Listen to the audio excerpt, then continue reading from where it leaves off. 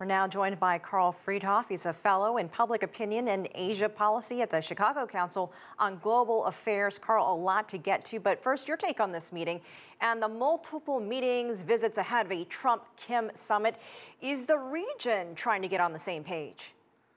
Well, the region is certainly trying to get on the same page, but more importantly, Kim Jong Un is trying to engineer a reversal of how he's viewed, not only in the region, but around the world.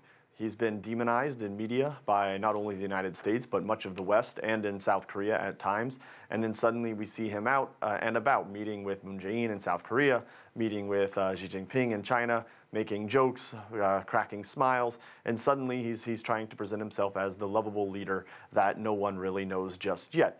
For China, I think China is trying to get back into this game for a long time, or not for a long time, but in the recent past, it seems like China has largely been cut out. As Kim Jong Un has been taking all these summits, rarely have we heard China even mentioned. South Korea hasn't called for their participation, North Korea hasn't called for their participation, and neither has the United States. Karl, we just learned within the past hour that U.S. Secretary of State Mike Pompeo is now heading to the DPRK. How does the United States pulling out of the Iran nuclear deal just announced now affect negotiations with Kim Jong Un?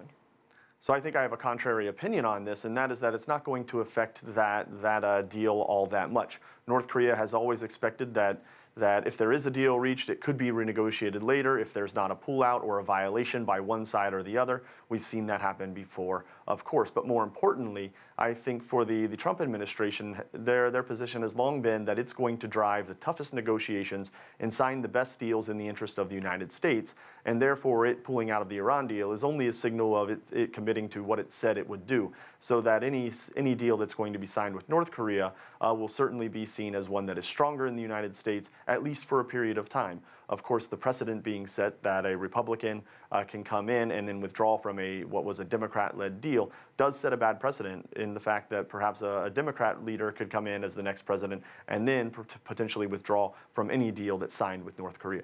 Certainly. I want to circle back to that meeting in Dalian. Is there any significance or importance to the fact that Kim Jong Un has left the DPRK twice, pretty rare in itself, to visit China and meet with President Xi? Well, more importantly is the fact of how he left. When he made his first visit, it was by train, a heavily armored train, and they had to shut down many of the rail networks throughout China just to clear the tracks so that he could get there. It's long been rumored that Kim Jong-un's father, Kim Jong-il, was afraid of flying and perhaps was unable to fly if they even had a jet or a fleet to get him there. And suddenly here we see Kim Jong-un flying into China via a private jet. So that signals that perhaps he can go further afield, and the destination may be Singapore for the summit with Donald Trump.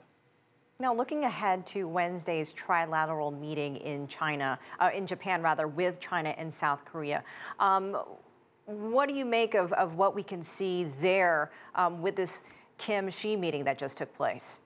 So I think much of it is going to be communication from China back to South Korea and, more importantly, Japan on what North Korea is thinking, if indeed that is what he has found out, and if he indeed trusts North Korea on what he has been told. I think this is going to be a key element for Japan to try to get back in the game. They have largely been sidelined. Prime Minister Abe has done his best to get close to Donald Trump, but has really received nothing for it, primarily because there's been no real transaction between them. He hasn't really had anything to provide Donald Trump, whereas Moon Jae-in of South Korea has been able to give Donald Trump a summit with Kim Jong Un, which is something that he highly values. All right, Karl Friedhoff in Chicago, thank you so much. We appreciate that.